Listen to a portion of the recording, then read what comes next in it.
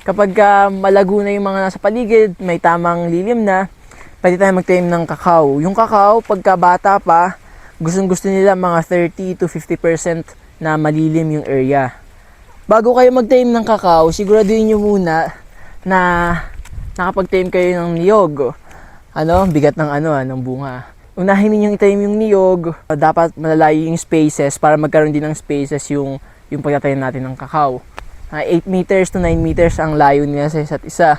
Bakit tayo dapat magtanim muna ng niyog kung kakao ang gusto nating maging business? Siyempre para nga ma-maximize yung earnings natin.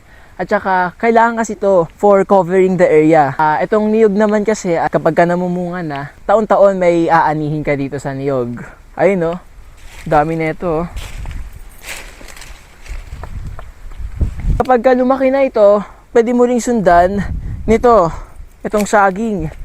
Mga 8 to 12 months, pagka matanda na yung saging, mamumunga na to. Pandagdag kita rin to. Tapos pandagdag lilim para sa magiging tanim natin na kakao. Ayan, ito na. Pagka meron na tayong niyog, saging, pag malaki na sila, tsaka na natin tatanimin yung kakao.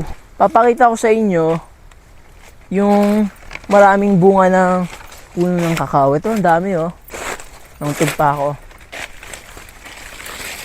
Ayan, ang dami na ito.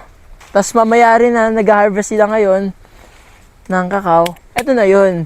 Kapag malago na yung mga nasa paligid, may tamang lilim na, pwede tayo magtanim ng kakao. Yung kakao, pagka bata pa, gustong-gusto nila mga 30 to 50% na malilim yung area. Ito yung konsepto ng intercropping. Magtatanim ka ng iba pang halaman sa tabi o sa paligid ng main crop mo. At ang purpose, of course, para habang hindi pa tayo kumikita sa mismong tanim natin, ay meron pa tayong ibang income. Yung bunga ng niyog at saka yung bunga ng saging. Kung may natuhan ka, ay share mo na ng video sa iyong mga kaibigan.